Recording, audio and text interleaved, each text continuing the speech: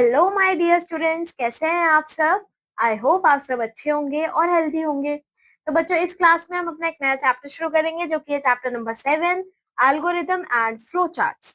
बच्चों, इस चैप्टर में हम पढ़ेंगे what is algorithm and sequence, then branching, if then statement, then debugging, then flow chart, then decision making and looping. All right. We have already learned about patterns, decomposition and coding in our previous class. तो बच्चों, हमने अपनी previous class में पढ़ा था what is a pattern, then decomposition, then coding in, okay. Now we are going to learn about algorithms and flowcharts. बच्चों, इस chapter में हम पढ़ेंगे कि algorithm क्या होता है और flowcharts क्या होते हैं. Algorithm and sequence. The step-by-step instructions to solve a problem is called algorithm. तो बच्चों, जब हम किसी प्रॉब्लम को स्टेप बाय स्टेप फॉलो करके step by step instructions follow करके उसे सॉल्व करते हैं, उसे हम कहते हैं algorithm. We first understand the problem. सबसे पहले हम क्या करते हैं, प्रॉब्लम को समझते हैं, फिर उसके बारे में सोचते हैं बच्चों कि उसका क्या बेस्ट वे होगा सॉल्व करने का. ठीक है. To solve it by applying some methods to get the desired result or output. ठीक है. These steps to obtain the result are the steps of the algorithm. तो बच्चों, ये जो steps होते हैं इसको हम कहते हैं algorithm. Now बच्चों, हम देखते हैं बच्चों with the help of an example. What steps would you follow to buy a packet of biscuit? तो हम देखेंगे कि एक बिस्किट के पैकेट को खरीदने के लिए हम क्या स्टेप्स फॉलो करेंगे. सबसे पहले बच्चों हम मनी लेंगे और जो शॉप है उस पे जाएंगे. ठीक है. उसके बाद हम अपने बिस्किट का पैकेट चूज करेंगे. फिर हम क्या करेंगे, मनी पे करेंगे शॉपकीपर को और फिर जो बैलेंस अमाउंट है, अगर कोई बैलेंस अमाउंट है तो शॉपकीपर से वो वापस लेंगे. फाइनली हमारे पास जो हमारा डिजायर्ड रिजल्ट होगा which is the packet of biscuit, वो हमें मिल जाएगा. तो यहाँ पे हमने क्या करा, एक एल्गोरिदम बनाया बच्चों, जिसमें क्या था, ये स्टेप्स प्रेजेंट थे. हर स्टेप में बच्चों क्या था, एक इंस्ट्रक्शन था कि अब हमें क्या करना है. ठीक है. When we cannot change the order of the steps, it is called as a sequence. तो बच्चों, जब हम जो स्टेप्स का ऑर्डर है, जब हम उसको चेंज नहीं करते, उसको हम कहते हैं सीक्वेंस. ठीक है. सीक्वेंस एक पर्टिकुलर ऑर्डर है जिसमें हम इंस्ट्रक्शंस को फॉलो करते हैं एक एल्गोरिदम के अंदर. ठीक है. यहाँ पे बच्चों एक फैक्ट है, the process of building the algorithm. बच्चों, वो प्रोसेस जिससे हम अपने एल्गोरिदम और अपने सीक्वेंस को बिल्ड करते हैं, बनाते हैं, वो क्या करता है, वो हमारी लॉजिकल थिंकिंग में और प्रॉब्लम सॉल्विंग स्किल्स में हेल्प करता है. ठीक है. अब आता है branching if then statement. This must be heard by us from our parents or elders. If we get good marks in exams condition, then we will get a bicycle action. तो बच्चों, एक चीज हमने देखी होगी, हमने अपने बड़ों से सुनी होगी कि अगर if हम गुड मार्क्स लाते हैं, अच्छे नंबर लाते हैं अपने एग्जाम्स में, तब देन हमें क्या मिलेगा, हमारी फेवरेट बाइसाइकिल मिलेगी. तो अगर हम ये कंडीशन फॉलो करते हैं तब जाके हमें ये एक्शन देखने को मिलेगा. ठीक है. तो if the condition is met, अगर वो कंडीशन मेट होती है फुलफिल, तब हमें जो प्रॉमिस थिंग है वो हमें मिलेगी. सिमिलरली बच्चों, कुछ एल्गोरिदम्स ऐसे होते हैं जिसमें ये कंडीशन एक्शन होता है. ठीक है. The if then is a branching of a conditional statement. तो बच्चों, ये क्या है, एक कंडीशनल स्टेटमेंट की ब्रांच है इफ देन स्टेटमेंट. ठीक है. ये यूज की जाती है डिसाइड करने के लिए एग्जीक्यूशन को. ठीक है. जो स्टेटमेंट का एग्जीक्यूशन है उसको फर्स्ट जो कंडीशन होती है उसे हम चेक करते हैं, और अगर वो फुलफिल होती है, अगर वो ट्रू होती है, तब हम understand with help of an example. ठीक है. सबसे पहला स्टेप है, अब हम एक एग्जाम्पल के थ्रू इसको समझेंगे. फर्स्ट स्टेप है एक रेस्टोरेंट में जाना, उसके बाद ऑर्डर करना बिरयानी या पास्ता. ठीक है.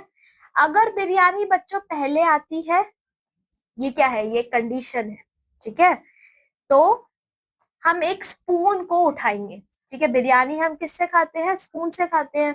तो अगर बिरयानी आएगी पहले तो हम एक स्पून को उठाएंगे, बट अगर पास्ता आता है पहले तो हम एक फोक को उठाएंगे। तो यहाँ पे हम देख सकते हैं बच्चों एक इफ देन कंडीशन है, अगर ये फुलफिल होता है तो हम ये करेंगे, अगर ये फुलफिल होता है तो हम दूसरी स्टेटमेंट फॉलो करेंगे। ठीक है, तो इस कंडीशन के बेसिस पे हमारा एक्शन हो रहा है, इस कंडीशन के बेसिस पे हमारा ये एक्शन हो रहा है। Alright, here we are instructed to pick a spoon if biryani arrives before the pasta, and if the pasta arrives first then we will pick a fork. Now comes debugging. Debugging क्या होता है बच्चों, जब हम कोई algorithm लिखते हैं कभी कभी बच्चों हम क्या कर देते हैं, उसमें मिस्टेक्स कर देते हैं। ठीक है, जिससे हमारा जो वर्क होता है वो करेक्टली नहीं हो पाता, कहते हैं बग्स। ठीक है, डीबगिंग एक प्रोसेस है जिसमें हम डिटेक्ट करते हैं और इन बग्स को रिमूव करते हैं। बग्स को हम एरर्स भी कहते हैं बच्चों। तो जब ये बग्स बच्चों रिमूव हो जाते हैं, हमारा जो एल्गोरिदम होता है वो करेक्टली काम करने लगता है। ठीक है, डीबगिंग बच्चों हमें हेल्प करती है of becoming a better coder. अगर हमें डीबगिंग बच्चों अच्छे से आए, अगर हम समझ पाए कि कहाँ पे एरर है, तो ये हमें क्या बनाती है, एक बेटर कोडर बनाती है और एक प्रॉब्लम सॉल्वर भी बनाती है। To prevent incorrect operation of a software or system, debugging is used to find and fix remove the error. तो बच्चों अगर हमें कोई सॉफ्टवेयर का इनकरेक्ट ऑपरेशन या फिर कोई सिस्टम का इनकरेक्ट ऑपरेशन से बचाने के लिए हमें डीबगिंग यूज में आती है। ठीक है, अब हम यहाँ पे देखेंगे बच्चों कि कैसे हम रियल वर्ल्ड एग्जाम्पल से हम समझेंगे कि कैसे हम डीबग करते हैं। नाउ यहाँ पे बच्चों कुछ स्टेप्स है। पहला स्टेप है बनाना को कट करना पीसेस में, फिर उसको ट्रांसफर करना एक ब्लेंडर में, pour it into the glass, उसके बाद उसे ग्लास में पोर करना, फिर उसमें मिल्क, शुगर और आइस क्यूब डालना। ठीक है, फिर उसे ब्लेंड करना until the mixture turn smooth, serve it cold.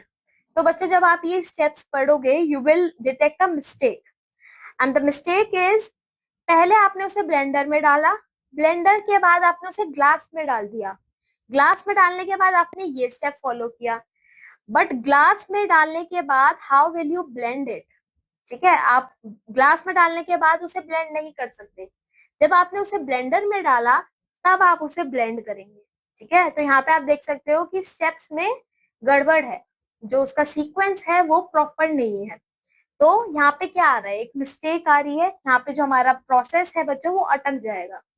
तो इसी को ठीक करने के लिए अब हम इसके स्टेप्स को ऊपर नीचे करेंगे। ठीक है, और इसी प्रोसेस को फिर हम क्या कह देते हैं, डीबगिंग। तो यहाँ पे आप देख सकते हो ये एल्गोरिदम 6 स्टेप्स बता रहा है, जो कि हमें बता रहा है एक ऑर्डर कि हम कैसे बनाना शेक बना सकते हैं। हाउएवर जब हमने ये पढ़ा बच्चों, ये स्टेप्स जब हमने पढ़े तो हमने ऑब्जर्व किया that they are in the wrong order, this is an error. तो ये क्या है बच्चों, ये एक बग है। ठीक है, in our algorithm, and we will stop us from the successfully completing the task. जो स्टेप 3 है बच्चों वो स्टेप 5 के बाद आना चाहिए। ये जो स्टेप है बच्चों हमने पढ़ा कि ग्लास में पोर करना, ये स्टेप 5 के बाद आना चाहिए। ठीक है, as a result we must debug this algorithm and rewrite the steps correctly. The algorithm now works properly after debugging. तो बच्चों आई होप आपको डीबगिंग का पूरा जो कॉन्सेप्ट है वो समझ आया होगा। अब हम आगे चलते हैं, अब आता है flow chart. Flow chart can also be defined as a diagrammatic representation of an algorithm. तो फ्लो चार्ट बेसिकली क्या होता है, ये एक डायग्राम फॉर्म में हमारा एल्गोरिदम होता है। ये एक स्टेप बाय स्टेप अप्रोच होता है कि हम एक टास्क को कैसे सॉल्व कर सकते हैं। ये रिप्रेजेंट करता है एक वर्क फ्लो और एक process. You can see in this image, इस टाइप का होता है एक फ्लो चार्ट। इसमें सारे जो स्टेप्स होते हैं वो लिखे जाते हैं। ठीक है, नाउ फ्लो चार्ट्स जो होता है वो स्पेशल शेप्स का यूज करते हैं to represent different types of actions और steps in a process. Lines, arrows, ये सब शो करते हैं एक सीक्वेंस ऑफ दी स्टेप्स, और जो रिलेशनशिप्स होते हैं बच्चों उनके बीच में, ठीक है, वो भी ये शो करते हैं। इनको हम बच्चों फ्लो चार्ट सिंबल्स कहते हैं। The direction of the flow chart is always from the top to bottom or left to the right. अब बच्चों एक फ्लो चार्ट का जो डायरेक्शन है वो या तो हमेशा ऊपर से नीचे होता है, as you can see in this image, ये ऊपर से नीचे की तरफ मूव करेगा। हमारे स्टेप्स इस ऑर्डर में फॉलो होंगे, ठीक है। तो जो फ्लो चार्ट हेल्प करता है हमें एक प्रॉब्लम को सॉल्व करने में और एक प्रोसीजर को फॉलो करने में इन अ मोर सिस्टमैटिक वे, ठीक है, and reduces the chance of errors, ये एरर्स के चांसेस को भी रिड्यूस करता है। ओके, हरमन गोल्डस्टीन जो थे और जॉन वॉन न्यूमैन जो थे, उन्होंने डेवलप किया था बच्चों फ्लो चार्ट का कॉन्सेप्ट 1946 में, टू प्लान कंप्यूटर प्रोग्राम्स, ठीक है, कंप्यूटर प्रोग्राम्स को प्लान करने के लिए उन्होंने ये डिस्कवर किया था। अब आता है have a look at some flow chart symbols. First is start stop box. Start और स्टॉप का जो बॉक्स होते हैं वो एक ओवल शेप्ड सिंबल होता है जो कि रिप्रेजेंट करता है एक बिगनिंग फ्लो चार्ट का और एक end. You can see this is the symbol. Okay, now comes input output box. ये एक पैरेललोग्राम शेप्ड बॉक्स होता है, as you can see in this image. ये यूज होता है बच्चों इंडिकेट करने के लिए कि जो इनपुट और आउटपुट है वो प्रोग्राम का क्या है, ठीक है। Now comes process box. ये एक रेक्टेंगल शेप्ड बॉक्स होता है जो कि यूज किया जाता है to show the processing part. ये प्रोसेसिंग पार्ट दिखाता है एक फ्लो चार्ट का। Now decision box. ये एक रोम्बस शेप्ड बॉक्स होता है जो कि यूज होता है बच्चों चेक करने के लिए conditions, display comparisons and take the decision to solve the problems. Now comes flow lines. ये बच्चों एरो लाइंस होती हैं जो कि यूज की जाती है कनेक्ट करने के लिए डिफरेंट शेप्स और रिप्रेजेंट करती हैं हमारे सीक्वेंस का फ्लो, ठीक है। Then comes connector. ये एक सर्कल शेप सिंपल होते हैं जो कि यूज होते हैं बच्चों ज्वाइन करने के लिए दो पार्ट्स एक फ्लो चार्ट में, ठीक है। Now comes let's convert an algorithm into a flow chart for multiplying two numbers. तो बच्चों यहाँ पे आप देख सकते हो on the left side there is an algorithm, ठीक है। तो यहाँ पे हमारे पास स्टेप्स प्रेजेंट है। Now we will convert this algorithm in a flow chart, alright. और ये क्या इंडिकेट कर रहा है, ये जो प्रोसेस है वो है मल्टीप्लाइंग टू नंबर्स। आप दो नंबर को कैसे मल्टीप्लाई करते हो। तो एल्गोरिथम आप देख सकते हो स्टेप 1 है स्टार्ट, स्टेप 2 है दो नंबर लो, take two numbers, step 3 is इनको मल्टीप्लाई करो, स्टेप 4 है रिजल्ट को डिस्प्ले करो, स्टेप 5 है कि प्रोसेस को स्टॉप कर दो। इसे आप फ्लो चार्ट के फॉर्म में कैसे लिखोगे, ये आप ओवल से स्टार्ट करोगे। ये हमने ऊपर पढ़ा कि कोई भी जब हम स्टार्ट करते हैं फ्लो चार्ट उसको हम ओवल से स्टार्ट करते हैं, ठीक है, और ओवल से ही एंड करते हैं। तो यहाँ पे हमने लिखा स्टार्ट, यहाँ लिखा स्टॉप। स्टार्ट के बाद we have input A B, हम दो नंबर लेंगे, दो इनपुट लेंगे ए बी, प्रोडक्ट करेंगे उसका ए इंटू बी, फिर प्रिंट करेंगे प्रोडक्ट और बाद में स्टॉप कर देंगे, alright. Now comes decision making. तो बच्चों हमें डिसीजन लेना होता है और कोई भी एक चॉइस मेक करनी होती है कभी कभी, ठीक है। उस केस में बच्चों हम क्या करते हैं, we make use of the decision box. हम डिसीजन बॉक्स का यूज करते हैं। we can see that there will be two paths that can be followed depending upon the choice we make। तो बच्चों जो भी हम चॉइस मेक करते हैं उसके अकॉर्डिंग हम वो वाला पाथ फॉलो करते हैं, ठीक है। We test a condition if the decision box, and if the condition is true we follow that one path, if it is false we follow the other path। तो हम क्या करते हैं बच्चों, कंडीशंस देखते हैं। अगर वो condition, if the condition is true तो हम वो वाला पाथ फॉलो करते हैं। हमारे पास दो पाथ्स होते हैं बेसिकली। अगर हमारा जो कंडीशन जो होता है वो ट्रू होता है तो हम वो वाला पाथ फॉलो करते हैं, फर्स्ट पाथ। बट अगर वो फॉल्स होता है कंडीशन तो हम दूसरा पाथ फॉलो करते हैं, ठीक है। तो बच्चों जैसे आप यहाँ पे देख सकते हो इज सी ग्रेटर देन 4, तो हमारे पास दो डायरेक्शंस हैं, यस अगर वो ट्रू है, नो नो या फिर अगर वो फॉल्स है, ठीक है। अब यहाँ पे एक एग्जांपल आता है, हमें फ्लो चार्ट को ड्रॉ करना है to find the largest among the two numbers entered by the user, ठीक है। दो नंबर्स में से हमें लार्जेस्ट नंबर को पहचानना है, उसका एक फ्लो चार्ट हमें क्रिएट करना है, ठीक है। तो सबसे पहले हम स्टार्ट करेंगे प्रोसेस को, उसके बाद हम दो नंबर्स लेंगे, ठीक है, सपोज P और Q ले लिया हमने नंबर।